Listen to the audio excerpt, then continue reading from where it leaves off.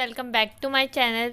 और आज हम पढ़ेंगे क्लास 12 पॉलिटिकल साइंस का चैप्टर फर्स्ट का पार्ट थर्ड। अगर आपने पार्ट 1 और पार्ट 2 नहीं देखा तो डिस्क्रिप्शन बॉक्स में जाएं और देखें, उसके बाद आप पार्ट 3 पर आएँ। ओके, तो आज का टॉपिक है, एक क्वेश्चन आता है जो कि बहुत बार पेपर में पूछा जाता है, दोनों महाशक्तियों द्वारा परमाणु ज़ख़ीरे एवं हथियारों की होड़ कम करने के लिए सकारात्मक कदम। मतलब जो उन्होंने हथियारों की होड़ को कम किया तो उसके सकारात्मक परिणाम क्या हुए, सकारात्मक कदम क्या हुए। पहला, परमाणु परीक्षण प्रतिबंधी संधि, परमाणु अपसार संधि, परमाणु पक्षपात परिसीमान संधि। ये तीनों संधि हुई थी किसमें, अमेरिका और सोवियत संघ के बीच में। तो ये संधि भी आती है, कोई एक संधि भी पूछ लेंगे, कई बार तीनों पूछ लेते हैं, तो आप ये याद कर लेना। अब हमने पिछले वीडियो में थोड़ा सा सीटो और सेंटो के बारे में जाना था कि ये कब बने थे। अब इसके बारे में थोड़ा सा जान लेते हैं। अगर एक मार्क्स में आ गया कि सीटो और सेंटो क्या है तो हम बता देंगे। अमेरिका ने पूर्वी और दक्षिणी पूर्वी एशिया तथा पश्चिमी एशिया में गठबंधन का तरीका अपना है। इन्हीं गठबंधन को सीटो सेंटो कहते हैं।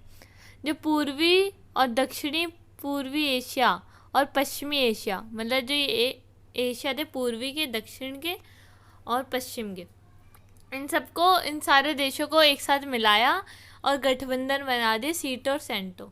इन्हीं को सीटो और सेंटो कहा जाता है। बहुत अच्छी डेफिनेशन है ये, आप आराम से याद कर लेना।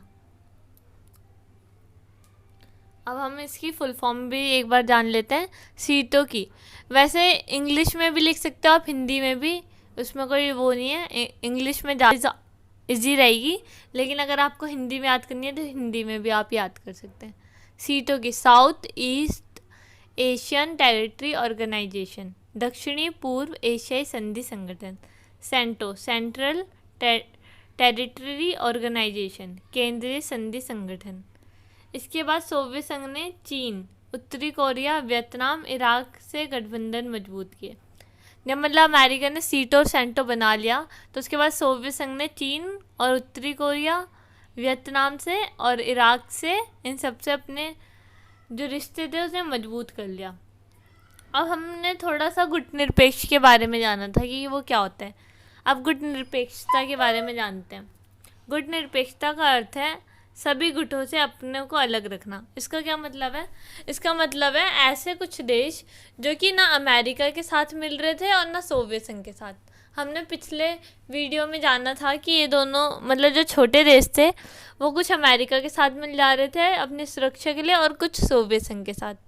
तो कुछ ऐसे भी देश थे जिन्हें गुटनिरपेक्षता कहते हैं, जो ना अमेरिका के साथ थे ना सोवियत संघ के साथ थे। अब हम पढ़ते हैं गुटनिरपेक्ष आंदोलन। शीत युद्ध के दौरान दो महाशक्तियों के तनाव के बीच एक नए आंदोलन ने जन्म लिया। मतलब शीत युद्ध चल रहा था, दोनों महाशक्तियों में तनाव था, उस आंदोलन ने जन्म लिया जो दो ध्रुवीयता में बट रहे देश से अपने को अलग रखने के लिए, उसका उद्देश्य ये था कि उन दोनों देशों में से किसी के साथ भी नहीं मिलना, ना हमें अमेरिका के साथ मिल रहा है ना सोवियत संघ के साथ। इस आंदोलन का नाम गुटनिरपेक्ष आंदोलन पड़ा। गुटनिरपेक्ष आंदोलन महाशक्तियों के गुटों में शामिल ना होने का आंदोलन था। मतलब ना वो दो महाशक्तियाँ थी उस टाइम पे, एक अमेरिका और एक सोवियत संघ, वो इन दोनों में ही नहीं मिला था। तो गुटनिरपेक्ष आंदोलन महाशक्तियों के गुटों में शामिल ना होने का आंदोलन था, मतलब दोनों में शामिल ना होने का आंदोलन था, ठीक है। परंतु ये अंतर्राष्ट्रीय मामलों से अपने को अलग थलग नहीं रखना चाहता था, अपितु इन्हें सभी अंतर्राष्ट्रीय मामलों से सरोकार था। इसका क्या मतलब है? वो जो गुटनिरपेक्ष देश थे वो ऐसा नहीं था कि उन्हें मतलब अंतर्राष्ट्रीय मामलों से कोई मतलब ही नहीं है, मतलब संसार में क्या चल रहा है उनसे से मतलब ही नहीं है। उन्हें मतलब था, वो लड़ाई को ख़त्म करना चाहते थे, लड़ाई को बढ़ावा देना नहीं चाहते थे, इसीलिए वो दोनों में से किसी भी देश में शामिल नहीं होना चाहते थे और जो दो महाशक्तियाँ उभरी थी उनसे अलग रहते थे। गुटनिरपेक्ष आंदोलन की स्थापना। अब देख लेते हैं गुटनिरपेक्ष आंदोलन की स्थापना कब हुई। सन 1956 में यूगोस्लाविया के जोसेफ ब्रांज टीटो भारत भी गुटनिरपेक्ष आंदोलन का हिस्सा था। मतलब भारत भी ना अमेरिका में शामिल हुआ ना सोवियत संघ में। भारत के तब हमारे प्राइम मिनिस्टर थे जवाहरलाल नेहरू। भारत के जवाहरलाल नेहरू और मिस्र के गमाल अब्दुल नासिर ने एक सफल बैठक की जिससे गुटनिरपेक्ष आंदोलन का जन्म हुआ। ये कई बार मैप में आ जाता है कि कौन कौन से देश शामिल थे, और इन नेताओं के नाम और देश के नाम भी आ सकता है कि गुटनिरपेक्ष में कौन कौन से देश शामिल थे। तो ये आप याद कर लेना। अब आते हैं गुटनिरपेक्ष आंदोलन के संस्थापक नेताओं के नाम। अब यहाँ पे एकदम क्लियर लिखा है 5 देश शामिल थे स्टार्टिंग में। तो एक यूगोस्लाविया, भारत, मिस्र, इंडोनेशिया और घाना। इनके सामने इनके प्राइम मिनिस्टर के नाम शामिल है नेताओं के, जो कि गुटनिरपेक्ष आंदोलन की स्थापना की थी। और ये पेपर में आ जाता है कई बार, मैच द फॉलोइंग में भी आ सकता है, 1 मार्क्स में भी आ सकता है और मैप में भी। तो ज़रूर से ज़रूर याद कर लेना इसे। प्रथम गुटनिरपेक्ष सम्मेलन 1961 में बेलग्रेड में हुआ। इसमें 25 सदस्य देश शामिल थे। ये पेपर में आता है प्रथम और 14वां, उससे बीच ही नहीं आते।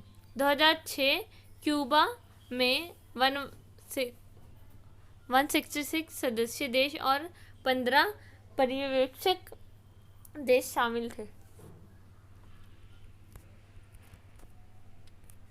अब हम आते हैं, ये 1-1 मार्क्स वाले क्वेश्चन है, 1-2 मार्क्स वाले, ये भी अच्छे से याद कर लेना।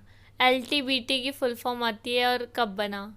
5 अगस्त 1963 में सीमित परमाणु परीक्षण संधि। एक सॉल्ट था, उसका नाम था सामरिक अस्त्र परिसीमान वार्ता। ये सन 26 मई 1972 में। और ये 2 थे, और एक बना था 18 जून 1972 में।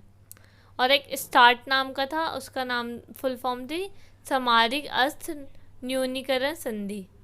जो पहला बना था 31 जुलाई 1991 में और दूसरा 3 जनवरी 1993 में।